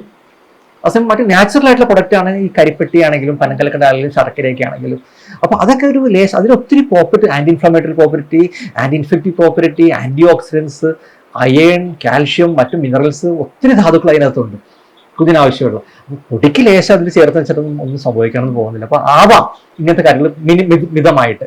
അപ്പൊ നമ്മളവിടെ പറയുന്ന വെച്ചാല് പഞ്ചസാര ടോട്ടലി കട്ട് ചെയ്യുക, ഉപ്പ് ടോട്ടലി കട്ട് ചെയ്യുക. കാരണം ഉപ്പ് എന്ന് പറഞ്ഞാൽ കുഞ്ഞിന്റെ കിഡ്നി വളരെ ഫ്രജൈലാണ്, ന്യൂ ബോണ്ട് കിഡ്നി എന്നൊക്കെ പറയും. അപ്പോൾ നമ്മൾ ആ ഒരു കിഡ്നിയെ ഒത്തിരി ഉപ്പ് കൊടുത്ത് സ്ട്രെസ് ചെയ്യിക്കരുത്. നമ്മൾ ഐഡിയയിൽ 2 വയസ്സ് വരെ ഒന്നും ഉപ്പ് പരമാവധി ഒഴിവാക്കാം, നിർത്തുക. നമ്മൾ കഴിക്കുന്ന ഭക്ഷണത്തിൽ ഇതിൽ കുറച്ച് ഉപ്പ് ഉണ്ടാവാം, നാച്ചുറലായിട്ട് ഉണ്ടാവും. എല്ലാ ഭക്ഷണത്തിലും, ഫ്രൂട്ട്സിലും പച്ചക്കറികളിലും എല്ലാത്തിലും ഉപ്പുണ്ട്, നാച്ചുറലായിട്ടുണ്ട്. അത് മതി ശരിക്കും പറഞ്ഞാൽ. 2 വയസ്സ് കഴിഞ്ഞിട്ട് ഉപ്പിനെ കുറിച്ച് ആലോചിച്ചാൽ മതി. അതുപോലെ മധുരമാണെങ്കിലും പഞ്ചസാര മാക്സിമം നമ്മൾ പറയുന്നത് വെച്ചാൽ എന്തിനും ഇപ്പോൾ 1 വയസ്സായ കുഞ്ഞിന് ഒരു ചിപ്സ് കൊടുത്ത് മിഠായി കൊടുത്ത് പഠിപ്പിച്ചു, എക്സസ് ഷുഗർ കൊടുത്ത് പഠിപ്പിച്ചു കഴിഞ്ഞാൽ നമ്മൾ വീട്ടിലെ ഭക്ഷണം പിന്നെ കുഞ്ഞ് കഴിക്കത്തില്ല. അതിന് താല്പര്യം ഉണ്ടാവില്ല, മുഖം വെട്ടിച്ച് കളയും. അപ്പോൾ ദയവ് ചെയ്ത് 2 വയസ്സ് വരെയുള്ള കുട്ടികൾക്ക് ഇങ്ങനത്തെ കാര്യങ്ങൾ, വറബരി ആണെങ്കിലും ചിപ്സ് ആണെങ്കിലും മിഠായികളാണെങ്കിലും പാക്കറ്റ് ഫുഡ് ആണെങ്കിലും ആർട്ടിഫിഷ്യൽ ഫുഡുകൾ, ഇതൊക്കെ പരമാവധി ഒഴിവാക്കിയിട്ട് നമ്മൾ ഹോം ബേസ് ചെയ്യണം. നമുക്ക് എന്തുമാത്രം ഫുഡ് വീട്ടിലുണ്ടാക്കാം. ഇപ്പം ഇന്നലെ ഞാനൊരു വീഡിയോ കണ്ടു, അമ്മമാര് ഇഡ്ഡലി ഉണ്ടാക്കി സമയം മുഴുവൻ അടുക്കളയിൽ കളയുന്നു, അമ്മമാര് എത്ര മണിക്കൂറുകളോ. Idli is very good food, സംശയമില്ല. പ്രോബയോട്ടിക് ആണ്, റിച്ച് ആണ്, വയറ്. അറ്റ് ദ സെയിം ടൈം നമ്മളിപ്പോൾ അത് വേണമെങ്കിൽ മാറ്റിയിട്ട് സിമ്പിളായിട്ട് ഓട്സ്, ഫ്രൂട്ട്സ്, മിൽക്ക് ചെറുത് രീതി അങ്ങനെ വേണ്ടി നമുക്ക് പ്രിപ്പയർ ചെയ്യാം. കുറച്ച് റെസ്റ്റ് ഒക്കെ എടുക്കാൻ വേണ്ടി എടുക്കാം. അപ്പൊ നമ്മൾ എപ്പോഴും ഈ നമ്മുടെ ട്രഡീഷണൽ ആയിട്ടുള്ള പുട്ടിലേക്കും കടല വേണമെന്ന് പറയുന്നത് കേട്ടോ. ഇതെല്ലാം മോശമെന്നല്ല പറയുന്നത്. പുട്ടും കടലും നമ്മുടെ നാട്ടിൽ ശരിക്കും പറഞ്ഞാൽ, ഇപ്പൊ ഞാൻ ആ വീഡിയോയിൽ ഓട്സും ഇതിനെ കുറിച്ച് കേട്ടു, സംഭവം ശരിയാണ്. ഇതെല്ലാം വേറൊരു സ്റ്റഡീസ് പറയുന്നത് നമ്മുടെ നാട്ടിൽ നമ്മൾ മലയാളീസ് ആണ്, നമ്മുടെ സ്റ്റേബിൾ ഡയറ്റ് എന്ന് പറഞ്ഞാൽ റൈസ് ആണ്. നമ്മൾ അരിയാഹാരം കഴിച്ചു നമ്മുടെ ശരീരത്തിനകത്ത് നല്ല ശരിക്കും പറഞ്ഞ ഒരു പരിധി വരെ. പക്ഷെ നമ്മൾ അമിതമാകരുത്. കാരണം നമ്മുടെ നാട്ടിൽ നമ്മുടെ ഡയബറ്റീസിന്റെ കേന്ദ്രമാണ്. Keralam is the capital of diabetes. 3 നേരവും അരിയാഹാരം കഴിക്കുന്നു. അത് ഭയങ്കര, അത് എക്സസൈസ് ആയിട്ട് എത്ര കഴിച്ചാലും നമുക്ക് മതിയാകത്തില്ല. അപ്പൊ അവിടെ നമ്മൾ ശ്രദ്ധിക്കേണ്ടത്, നമ്മൾ അവിടെ നിന്ന് ലിമിറ്റ് ചെയ്യുക. എക്സസൈസ് അഡിക്വേറ്റ് ആയിട്ട് നമ്മൾ ചെയ്യുന്നില്ല, വർക്കൗട്ട് ചെയ്യുന്ന അവിടെ ഇരുന്ന സെഡൻറ്ററി ലൈഫാണ് നമുക്ക്. അറ്റ്ലീസ്റ്റ് നമ്മൾ ഓഫീസിൽ വർക്ക് ചെയ്യുന്ന എല്ലാവരും ഒരു 1 അവർ കൂടുമ്പോഴൊന്ന് എഴുന്നേറ്റ് കുറച്ച് നേരം ബ്ലഡ് ഫ്ലോ കൂട്ടണം എന്ന് പറയുന്നത്. നമ്മൾ ഇരിക്കരുത്. You should stand up and move, take a walk. അല്ലെങ്കിൽ എന്താ പറയുക, ക്ലോട്ടുകൾ ഉണ്ടാവാം, ഹാർട്ട് അറ്റാക്ക് വരാം, പല കാര്യങ്ങളുണ്ട്. അപ്പം ബ്ലഡ് ഫ്ലോ ചെയ്യണം. അതിൽ ഒത്തിരി 4 മണിക്കൂർ അടുപ്പിച്ച് ഒറ്റ ഇരിപ്പ് ഇരുന്ന് കഴിഞ്ഞ് കഴിഞ്ഞാൽ സ്റ്റാഗ്നന്റ് ഫ്ലോ ആണ് ബ്ലഡ്, അവിടെയൊക്കെ ക്ലോട്ട് വരാൻ സാധ്യതയുണ്ട്, അറ്റാക്ക് വരാൻ സാധ്യതയുണ്ട്. അപ്പോൾ സോ കീപ് മൂവിങ്. എക്സസൈസ് ചെയ്യാൻ മിനിമം 1 മണിക്കൂറെങ്കിലും എല്ലാ ദിവസവും എന്തെങ്കിലും ആക്ടിവിറ്റി നമ്മൾ ചെയ്തു പോകണമെങ്കിൽ തീർച്ചയായിട്ടും നമ്മുടെ ഡയബറ്റീസ് ഒക്കെ വരാനുള്ളത് പ്രോഗ്രാം ചെയ്യാൻ പറ്റും, ഹൈപ്പർ ടെൻഷൻ പ്രോഗ്രാം ചെയ്യാൻ പറ്റും, ക്യാൻസേഴ്സ് പ്രോഗ്രാം ചെയ്യാൻ പറ്റും. അപ്പോൾ ഇന്നത്തെ ആക്ടിവിറ്റികൾ, വർക്കൗട്ടിനൊക്കെ നമ്മൾ സമയം കണ്ടെത്തണം. വളരെ വെരി ഇമ്പോർട്ടൻ്റ്. കാരണം പ്രത്യേകിച്ച് ജിമ്മിലൊക്കെ നമ്മൾ പോയിട്ട് വർക്കൗട്ട് ചെയ്യുമ്പോൾ കിട്ടുന്ന ചില കാര്യങ്ങളുണ്ട്. വെച്ചാൽ നമ്മളിപ്പോൾ അവിടെ ഒരു ഹൈ ഇന്റൻസിറ്റി വർക്കൗട്ട് ഉണ്ട്. നമ്മൾ ഈ കണ്ടിട്ടുണ്ടാവും, ഇങ്ങനെ പൊട്ടപ്പൊട്ടയെന്ന് ചേട്ടന്മാർ കയറൊക്കെ അടിക്കുന്നത് കണ്ടിട്ടുണ്ട് അല്ലേ. അപ്പോൾ നമ്മളെ ജിമ്മിൽ നമ്മൾ എന്താ ചെയ്യുന്നത് വെച്ചാൽ ഇതൊരു ഹൈ ഇന്റൻസിറ്റി ഇന്റർവൽ ട്രെയിനിങ് ആണ് ഈ കാണിക്കുന്നത്. നമ്മുടെ ബോഡി അടിക്കണം, അങ്ങോട്ട് ഹാർട്ട് ബീറ്റ് ചെയ്യണം. നമ്മുടെ ആവറേജ് ഒരു 70-80 ഹാർട്ട് ബീറ്റ്, 60 to 80 റേഞ്ച് ആണെങ്കിൽ നമ്മൾ അതൊരു 120-130 ഹാർട്ട് ബീറ്റ് കൊണ്ടുവരണം. അതാണ് എക്സസൈസ് എന്ന് പറഞ്ഞാൽ. അമ്മമാർ പറയും ഞങ്ങൾ വീട്ടിൽ എന്തുമാത്രം പണിയെടുക്കുന്നുണ്ട്, ഇത് പോരെ, ഇതിനാണ് എക്സസൈസ് എന്ന് ചോദിക്കുന്നുണ്ട്. പക്ഷെ അങ്ങനെ പണിയെടുക്കുമ്പോഴേ ഹാർട്ട് ബീറ്റ് ഒന്നും കൂടുന്നില്ല. നമ്മൾ ഇതുപോലൊരു ഹാർട്ട് ബീറ്റ് നമ്മൾ അണക്കണം, കിതക്കണം, അങ്ങനെ വരുമ്പോൾ ഹാർട്ട് ബീറ്റ് കൂടുന്നതാണ് ശരി എക്സസൈസ് എന്ന് പറഞ്ഞാൽ. അപ്പോൾ നമ്മൾ ഈ പറഞ്ഞ ഹൈ ഇന്റൻസിറ്റി സാധനം ചെയ്യണം. പിന്നെ എയറോബിക് എക്സസൈസ് നമ്മൾ ജിമ്മിൽ പോയിട്ട് ഓടുന്നുണ്ട്, സൈക്കിൾ ചെയ്യുന്നുണ്ട്, സ്വിം ചെയ്യുന്നത്, ഇതൊക്കെ ഭയങ്കര എയറോബിക്. ബോഡിയിലേക്ക് ഒത്തിരി ഓക്സിജൻ ഒക്കെ കയറുന്ന സംഭവം, ബോഡി ഡൈനാമിക് ആയിട്ട് വർക്ക് ചെയ്യുന്ന സമയമാണ്, ഒരു എക്സസൈസ് ആണ്. അതുപോലെ തന്നെ നമ്മൾ മസിൽ ട്രെയിനിങ് ബിൽഡ്, നമ്മൾ വയസ്സായി കഴിയുമ്പോൾ നമ്മുടെ ബോൺസ് ഒക്കെ ഭയങ്കര ഫ്രജൈൽ ആവും, ജോയിൻസ് ഒക്കെ വീക്ക് ആവും. ഇതൊക്കെ നമ്മൾ എപ്പോഴും സ്ട്രോങ് ആയിട്ട് നിർത്തേണ്ടത് വളരെ അത്യാവശ്യമാണ്. കാരണം നമ്മുടെ കേരളത്തിൽ ഇപ്പോൾ പ്രായമായ ആൾക്കാർക്ക് ഒത്തിരി ജനറേഷൻസ് കൂടി വരാം. പ്രായ ആൾക്കാർ ഒത്തിരി ഉണ്ട് നമ്മുടെ നാട്ടിൽ. അപ്പോൾ അങ്ങനെ വരുമ്പോൾ നമ്മൾ എന്താ ചെയ്യേണ്ടതെന്ന് വെച്ചാൽ ഈ പറഞ്ഞ കുറച്ച് വർക്കൗട്ടുകൾ, സ്ട്രെങ്തനിങ് എക്സസൈസ് ഒക്കെ ചെയ്യണം, ജോയിൻസിന് ചെയ്യണം. അപ്പോൾ ഇതൊക്കെ ജിമ്മിൽ പോയിട്ട് ചെയ്യാം. അപ്പോൾ ഇങ്ങനത്തെ 3-4 കാര്യങ്ങൾ ജിമ്മിൽ പോയിട്ട് നമ്മൾ വർക്കൗട്ട് ചെയ്തെടുക്കുകയാണെങ്കിൽ നമുക്ക് തീർച്ചയായിട്ടും നമ്മൾ എപ്പോഴും ഹെൽത്തി ആയിരിക്കും, അവിടെ ലോങ്ങിവിറ്റി കൂട്ടായിരിക്കും, you live happily, quality life. School തുറന്നു, ഇനി കുട്ടികളെല്ലാം ഭക്ഷണ രീതികളും സ്നാക്സും ഒക്കെ കൊണ്ടുപോകുന്ന സമയമാണ്. എന്തായിരിക്കും കുട്ടികൾക്ക് നമുക്ക് പറയാനുള്ള ആരോഗ്യപരമായിട്ടുള്ള സ്നാക്കുകൾ? ശരി, നല്ല ചോദ്യമാണ്. നമ്മളിപ്പോൾ സ്കൂൾ തുറന്നു. സ്നാക്സിൽ ഞാൻ എപ്പോഴും അഡ്വൈസ് ചെയ്യുന്നത് വെച്ചാൽ, നമുക്ക് എൻ്റെ ക്ലിനിക്കിൽ ചില കുട്ടികൾ വരാറുണ്ട്. ചില കുട്ടികൾ മിഠായി ആയിരിക്കാം, ബിസ്ക്കറ്റ്സ് ആയിരിക്കാം. പക്ഷെ ചില മലയാളീസ് അല്ലാത്ത കുട്ടികളുണ്ട്. ചില കുട്ടികൾ പോമഗ്രനേറ്റ് മാതളം ചെറിയ ഡബ്ബിയിലിട്ടിട്ട് കൊണ്ടുവരാറുണ്ട്. അല്ലെങ്കിൽ ചെറിയ പാത്രത്തിൽ ക്യാരറ്റ് മുറിച്ചിട്ട് കുക്കുംബറൊക്കെ ആയിട്ട് വരാറുണ്ട്. സ്വീറ്റ് ചെയ്യുന്ന നമ്മുടെ കുട്ടികൾക്ക് നമുക്ക് ഇത് കൊടുത്ത് പഠിപ്പിച്ചാൽ പോരെ. നമ്മൾ സ്കൂളിൽ പോകുമ്പോൾ ഇവർക്ക് സ്നാക്സ് ബ്രേക്കിന് കഴിക്കാൻ നമുക്ക് we can give some carrots മുറിച്ചിട്ട് കൊടുക്കാം, ഹെൽത്തി, ഫൈൻ. ബനാന കൊടുക്കാം, ആപ്പിൾ സ്ലൈസ് ചെയ്ത് കൊടുക്കാം. ഞാനൊക്കെ അങ്ങനെ കഴിച്ച് വളർന്നേണ്ട, എനിക്ക് ആപ്പിൾ ഭയങ്കര ഫേവറേറ്റ് ആയിരുന്നു. ബിസ്ക്കറ്റ്സ് വളരെ കുറച്ച് ഉപയോഗിച്ചു. കാരണം ബിസ്ക്കറ്റ് എന്ന് പറഞ്ഞു കഴിഞ്ഞാൽ മൈദ ആൻഡ് സോഡാപ്പൊടിയാണ്, ചുമ്മയാണ്, അത് ഒരു 0 കലറിയാണ്, നമുക്കൊരു ഗുണമില്ല സാധനം കൊണ്ട്. എന്നാൽ ഇതുമാത്രം കാശ് കൊടുക്കണം ബിസ്ക്കറ്റിന്, പാക്കറ്റിന് എന്താ വില ഇപ്പോൾ. അപ്പോൾ ആ കേസിൽ നമ്മൾ നോക്കുമ്പോൾ ideally give them the proper nutrition അടങ്ങിയിട്ടുള്ള ഒരു സ്നാക്സ് ആണ് എപ്പോഴും നല്ലത്. അപ്പോൾ അവർക്ക് പെട്ടെന്ന് കഴിച്ച് തീർക്കാൻ പറ്റിയതും, എന്നാൽ അവർക്ക് അടുത്ത ക്ലാസ് പീരീഡിലേക്ക് പോകുമ്പോൾ അവർ നല്ല ശ്രദ്ധ കിട്ടുന്ന രീതിയിലും ഹെൽത്തിന് ഇമ്പ്രൂവ്മെന്റ് ആയിട്ടുള്ള. അപ്പോൾ നമുക്ക് ഇനി മിഠായി വേണം തോന്നുകയാണെങ്കിൽ നമുക്ക് അവർക്ക് കപ്പലിന് മിഠായി കൊടുത്ത് പഠിക്കാം. നോ ഹാം, കപ്പലിന് മിഠായി നല്ലതാണ്. എള്ളുണ്ട കൊടുക്കാം സ്നാക്സിന്. അതുകൂടാതെ തന്നെ നമുക്ക് ഞാൻ നേരത്തെ പറഞ്ഞ പോലെ ആപ്പിളോ ബനാനയോ അതല്ലെങ്കിൽ ഈ പറഞ്ഞ ക്യാരറ്റോ കുക്കുംബറോ കൊടുക്കാം, ഡേറ്റ്സ് കൊടുക്കാം, നട്ട്സ് കൊടുക്കാം. അപ്പം ഇതെല്ലാം നമുക്ക് സ്നാക്സ് ബ്രേക്കിന് എളുപ്പം കുഞ്ഞുങ്ങൾ കഴിക്കുകയും ചെയ്യാം. നട്ട്സ് എന്നൊക്കെ പറഞ്ഞാൽ ഇറ്റ്സ് വെരി ന്യൂട്രീഷ്യസ്, റിച്ച് ആണ്. അവർക്ക് എളുപ്പം കഴിച്ച് തീർത്ത് കളിക്കാനും പോവാം. അതുകൊണ്ട് അവർക്ക് അടുത്ത പീരീഡിലേക്കുള്ള ഊർജ്ജം അവർക്ക് ബ്രെയിനിന് കിട്ടും. That's more important. അതുപോലെ തന്നെ വാട്ടർ വെരി ഇമ്പോർട്ടൻറ്റ്. വെള്ളം നല്ലപോലെ ശ്രദ്ധിക്കണം. കാരണം വെള്ളത്തിൽ കൂടി പകരുന്ന ഒരുപാട് അസുഖങ്ങൾ ഇപ്പോൾ നമ്മുടെ നാട്ടിൽ കൂടുതലാണ്. കാരണം എവിടെയെങ്കിലും പൈപ്പ് പൊട്ടി വെള്ളത്തിലേക്ക് കയറി കഴിഞ്ഞാൽ മഞ്ഞപ്പിത്തം വയറിളക്കം ഒത്തിരി കൂടുതലാണ്. അപ്പോൾ കുഞ്ഞുങ്ങളെ ശുദ്ധിയായിട്ടുള്ള വെള്ളം കൊടുക്കണം. സ്കൂളിലാണെങ്കിലും നല്ല ടോയ്ലറ്റ് സർവീസും നല്ല പെർമിസസും അതുപോലെ തന്നെ വാട്ടർ ഇതും സംഭവങ്ങളും ടീച്ചേഴ്സിന് ഒരു ഉത്തരവാദിത്തമുണ്ട്. ഞാൻ പലപ്പോഴും വീഡിയോ പറയുന്നതാണ്. ഈ കുഞ്ഞുങ്ങളുടെ രണ്ടാമത്തെ വീട് സ്കൂളാണ്. അപ്പോൾ ഈ ടീച്ചേഴ്സ് ഉറപ്പുവരുത്തുക ഈ കുഞ്ഞുങ്ങൾ വെള്ളം കുടിക്കുന്നുണ്ടോ, പ്രോപ്പറായിട്ട് ഭക്ഷണം കഴിക്കുന്നുണ്ടോ, പ്രോപ്പറായിട്ട് സ്നാക്സ് ആണ് കൊണ്ടുവരുന്നത്. തൂവാല കർച്ചീഫ് എല്ലാവരും കൊണ്ടുവരാം. കാരണം തുമ്മുമ്പോഴാണ് പലപ്പോഴും അസുഖങ്ങൾ വരുന്നത്. അപ്പോൾ തൂവാല എപ്പോഴും കരുതുന്നത് എൻകറേജ് ചെയ്യണം കുട്ടികളെ കൊണ്ട്. അതിൽ തുമ്മുമ്പോഴായ എറ്റിക്യൂറ്റ്സ് പഠിപ്പിച്ചു കൊടുക്കണം. കൈ കഴുകണ കാര്യം പഠിപ്പിക്കണം, ഫുഡിന് മുമ്പ് കൈ കഴുകാൻ പഠിപ്പിക്കണം. ഇങ്ങനത്തെ കാര്യങ്ങൾ കൂടി സ്കൂളിൽ ടീച്ചേഴ്സിന് വീട്ടിൽ നിന്ന് തുടങ്ങാവുന്ന കാര്യങ്ങൾ തന്നെയാണ്. അതുകൂടാതെ തന്നെ ഒരു ക്ലാസ്സിൽ കുഞ്ഞ് വീക്കായിട്ടിരിക്കുന്നു, അവരത്ര ശ്രദ്ധിക്കുന്നില്ല, മറ്റു കുട്ടികൾ അത്രയും വളർച്ചയില്ല, ഈ ഓപ്പൺ ഹൗസിന് വരുമ്പോൾ എ ഗ്രേഡിനോ A+നോ മാർക്കറ്റ് കാര്യം മാത്രം പറയാതെ ഈ ടീച്ചർക്ക് വേണമെങ്കിൽ അമ്മയുടെ ഒരു ഐ ഓപ്പണർ ആവാൻ വേണമെങ്കിൽ പറഞ്ഞു കൊടുക്കുക. കുഞ്ഞ് ഇത്തിരി ക്ഷീണമുണ്ടല്ലോ, ഒന്ന് ഡോക്ടറെ കാണിക്കും, എന്താണ് അവൻ ക്ഷീണം, ഇത്തിരി അയൺ കുറവുണ്ടോ, ടീച്ചർമാർക്ക് ഇങ്ങനത്തെ കാര്യങ്ങളും കൂടി വേണമെങ്കിൽ ഒത്തിരി ശ്രദ്ധ ചെലുത്താം. അതുപോലെ തന്നെ മറ്റ് വെയിലത്ത് പോയുള്ള കളികളും ആക്ടിവിറ്റികളും ഈ കാര്യങ്ങൾ. പിന്നെ തീരെ ചെറിയ കുട്ടികളാണെങ്കിൽ ഉച്ചക്കത്തുള്ള ഉറക്കം വളരെ ഇമ്പോർട്ടൻ്റ് ആണ്. അതുപോലെ തന്നെ ടീച്ചേഴ്സ് അവരെ ഈ പറഞ്ഞ വഴക്ക് പറയാവുന്ന കാര്യം ഞാൻ നേരത്തെ വീഡിയോ പറഞ്ഞ പോലെ തന്നെ കുഞ്ഞു മനസ്സാണ്. അവരുടെ ബ്രെയിൻ്റെ ലോജിക് ഡെവലപ്പ് ആയിട്ടില്ല, ലോജിക് സൈഡ് ഡെവലപ്പ് ആയിട്ടില്ല, ഇമോഷൻസ് മാത്രമേ ഡെവലപ്പ് ആയിട്ടുള്ളൂ. So they will have some crankiness, കുറച്ച് വാശി ഉണ്ടാവും, കരച്ചിലുണ്ടാവും, പിടിവാശികളുണ്ടാവും. അപ്പോൾ അതൊക്കെ നമ്മളൊന്ന് മാനിപ്പുലേറ്റ് ചെയ്ത് അവരുടെ കൂടി കളിയിലൂടെ അവരെ കറക്റ്റ് ചെയ്തെടുക്കുക എന്നുള്ളതാണ്. ഇനി വീട്ടിലാണെങ്കിൽ ഒത്തിരി വാശി പിടിക്കുന്ന കുട്ടികളൊക്കെ ആണെങ്കിൽ നമുക്ക് റൂമിങ് കുറച്ച് ടൈമുണ്ട്, നമുക്കൊരു എവിടെയെങ്കിലും ഒന്ന് മാറ്റി നിർത്താം, ഒരു റൂമിൽ വേണമെങ്കിൽ അടച്ചിടാം. വലിയ കുഞ്ഞിന് അപകടം വരാത്ത രീതിയിൽ റൂമിൽ ലോക്കിംഗ് മെത്തേഡുണ്ട്, ബുക്കിൽ എഴുതിയിരിക്കുന്ന കാര്യമാണ്. അപ്പോൾ കുഞ്ഞ് കുറച്ച് വാശിയിൽ ആരും കാണുന്നില്ലല്ലോ, ഞാൻ ഇനി കരുതിയിട്ട് കാര്യമില്ല, തിരിച്ച് ഇറങ്ങി വരും. അല്ലെങ്കിൽ ചില കുട്ടികൾ തറയിൽ കിടന്ന് ടെമ്പർ ടാംബ്രംസ് ഭയങ്കര കൂടുതൽ കുട്ടികളുണ്ട്, ഉരുളുന്ന കുട്ടികളുണ്ട്. അപ്പോൾ ഇതൊക്കെ ഇങ്ങനെ ഒത്തിരി കുട്ടികൾ ഒരു ദിവസം പിടിച്ചിട്ടാൽ മതി മുറിക്കകത്ത്, പിറ്റേ ദിവസം മുടി തുറക്കുന്നതിന് മനസ്സിലാവും എന്നെ പിടിച്ചിടാൻ പൂട്ടാൻ പോകണം, വാശി പിടിച്ചിട്ട് ഒരു കാര്യമില്ലെന്ന് മനസ്സിലാവും. അതൊക്കെ ഇതങ്ങ് മാറി കിട്ടും.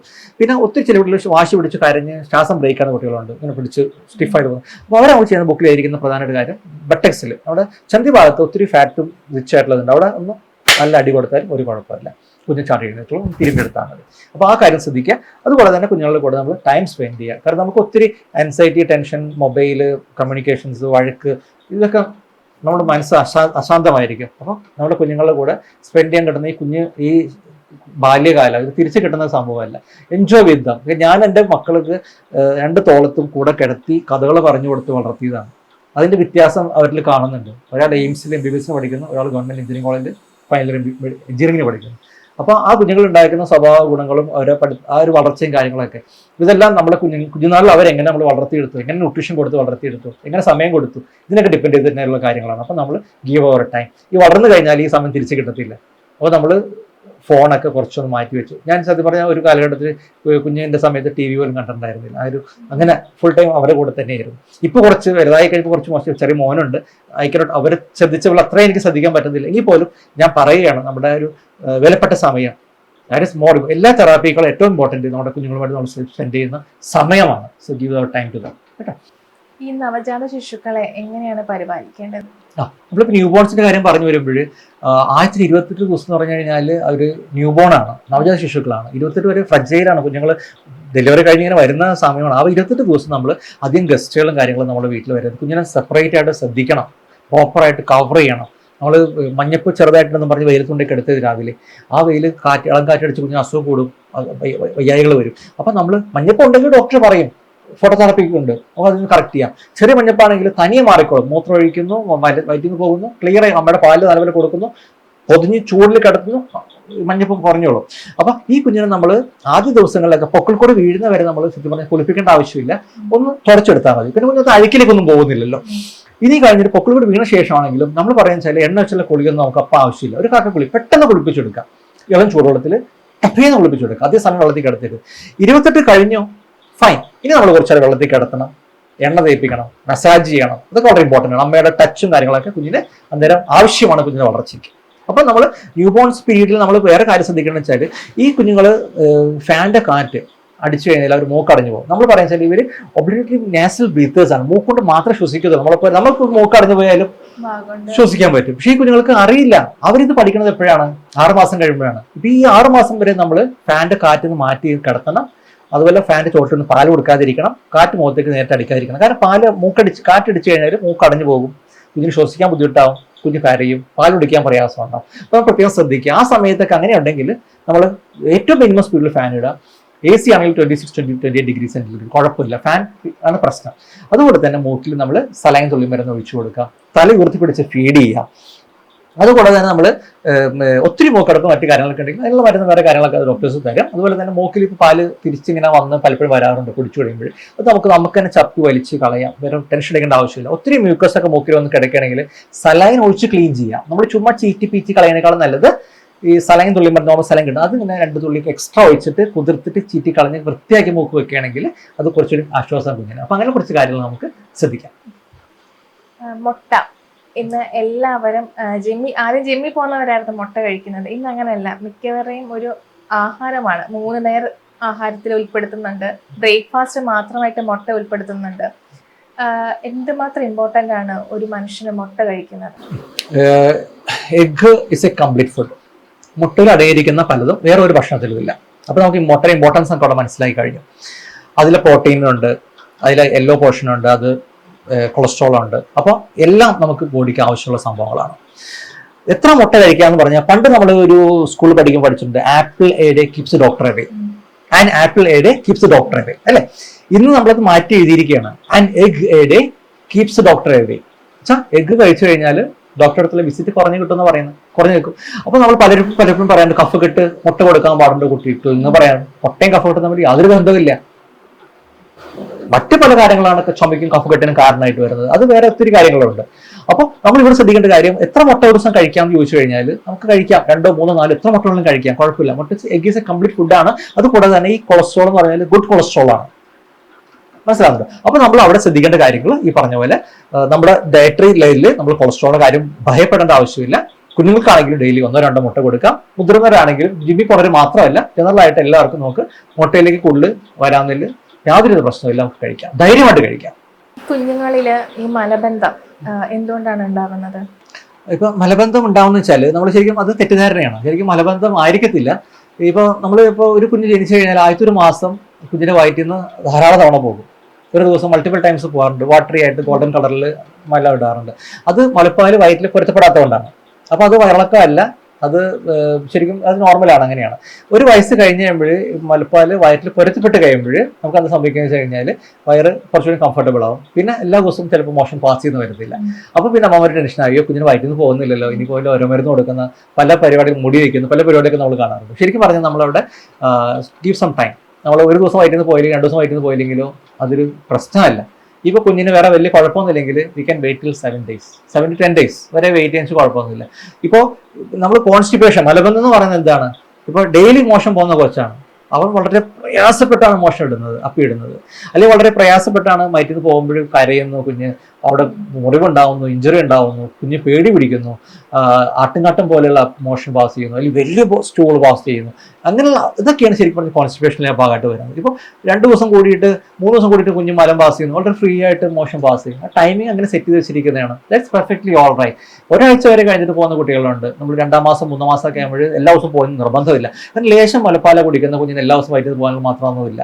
അതൊരു ആഴ്ച കഴിയുമ്പോഴേക്കേ ചിലപ്പോൾ എടുത്തുള്ളൂ. അപ്പോൾ നമ്മൾ ഇനിയിപ്പോൾ അത് നീണ്ടു പോകണമെങ്കിൽ ഈ പറഞ്ഞ 7 ദിവസം കഴിഞ്ഞിട്ട് ഡെയിലി പോകുന്നതും പ്രയാസപ്പെട്ട് കഷ്ടപ്പെട്ട് പോകുന്നുണ്ടെങ്കിൽ നമ്മളവിടെ അതിന് കോൺസ്റ്റിപ്പേഷനായിട്ട് കണക്കാക്കണം, നമ്മളവിടെ കറക്ഷൻ എടുക്കണം. ചെറിയ കുഞ്ഞുങ്ങളാണെങ്കിൽ നമുക്ക് ഇത്തിരി പ്രോബയോട്ടിക്സ് കൊടുത്ത് സെറ്റ് ചെയ്യാം. പിന്നെ ഇനിഷ്യലി നമുക്ക് അമ്മയുടെ ചെറിയ വിരലിൽ എന്തെങ്കിലും ഒരു എണ്ണ പറ്റിയിട്ട് കുഞ്ഞിനെ മലദ്വാരത്തിൽ കാണിച്ച ഒരു സ്റ്റിമുലേഷൻ കിട്ടും. മരുന്ന് വയ്ക്കണേക്കാളും നമ്മൾ പലപ്പോഴും ഗ്ലിസറിനും അങ്ങനെ ഗുളികളൊക്കെ വെച്ചിട്ട് അപ്പിടാറിരിക്കുക, അത് വെച്ച് കൊടുത്ത് ചിലപ്പോൾ അതുകൊണ്ട് അപ്പിടേക്കാം. അതും അല്ലെങ്കിൽ നമ്മൾ കുഞ്ഞിനെ കുറച്ച് മുതിർന്ന ഉള്ളിലൊക്കെ കുറച്ച് വെള്ളമൊക്കെ ഉള്ളിൽ കുടിപ്പിക്കുക. ബിസ്ക്കറ്റ്സിനൊക്കെ ഒന്ന് കുറച്ച് ഒഴിവാക്കി നിർത്തുക. കാരണം ബിസ്ക്കറ്റ്സ് ഒത്തിരി കഴിച്ചാൽ മൈദ കഴിച്ച് വയറുണങ്ങിപ്പോകും. അപ്പോൾ വറവരെയൊക്കെ ഒഴിവാക്കിയിട്ട് അമിതമായിട്ട് പാൽ കുടിക്കുന്ന കുട്ടികൾക്ക് വയറുണങ്ങാറുണ്ട്, പാൽ ഒഴിവാക്കണം. പശുവിൻ്റെ പാല്, മലയോട് ബ്രസ്റ്റ് മിൽക്കല്ല. നമുക്ക് ഫൈബർ റിച്ച് ആയിട്ടുള്ള ഫുഡ്, ഏറ്റവും കൂടുതൽ ഫൈബർ അടങ്ങിയിട്ടുള്ള ആപ്പിൾ ആണെങ്കിലും കിവി ആണെങ്കിലും അതുപോലെ തന്നെ പച്ചക്കറികളിൽ പാവക്കയാണെങ്കിലും ഇലക്കറികൾ, ക്യാരറ്റ്, ബ്രക്കോളി, അതിലെ മുളപ്പിച്ച പയറുവർഗ്ഗങ്ങൾ, പിന്നെ ധാരാളം വെള്ളം. നമ്മൾ കഴിഞ്ഞ വീഡിയോ പറഞ്ഞ പോലെ ഒത്തിരി വെള്ളം കുഞ്ഞുങ്ങളെ കുടിപ്പിക്കണം. അപ്പോൾ ഇങ്ങനെ പിന്നെ ആക്ടിവിറ്റി കാര്യങ്ങൾ, പിന്നെ കുറച്ച് നട്ട്സ് കൊടുക്കുക, പ്രോബയോട്ടിക്സ് അതിന് കിട്ടും, ഫൈബേഴ്സ് ഒത്തിരി കൂടുതലായിട്ട് കിട്ടും. അപ്പോൾ പിന്നെ നമ്മുടെ നാട്ടിൽ നമ്മൾ കഴിക്കുന്ന കുത്തരി, ബ്രൗൺ റൈസ്, അതിന് ഫൈബർ ഒത്തിരി ഉണ്ട്. അപ്പോൾ ഇങ്ങനത്തെ ഭക്ഷണം മൈദ ടോട്ടലി അവോയ്ഡ് ചെയ്യണം. ബിസ്ക്കറ്റ്സ്, അതിൽ പാക്കറ്റിൽ ജ്യൂസ്, പാക്കറ്റിൽ വരുന്ന ചിപ്സ് കാര്യങ്ങളൊക്കെ. അപ്പോൾ നമ്മൾ ഈ 2 കാലം ശ്രദ്ധിക്കുക. അപ്പോൾ പാലും അവിടെ കുറച്ച് നാളത്തേക്ക് വേണമെങ്കിൽ കട്ട് ചെയ്ത് ഹൗസ് മിൽക്ക്, എന്നിട്ട് വെള്ളം ധാരാളം കുടിപ്പിച്ച് മറ്റ് ഭക്ഷണ ഫൈബറും കൂടുതൽ കൊടുത്തു കഴിഞ്ഞാൽ വയറ്റിൽ നല്ല സോഫ്റ്റ് ആയിട്ട് കുട്ടികളെ പൊക്കളും മലബന്ധം അവിടെ ഉണ്ടാകത്തില്ല.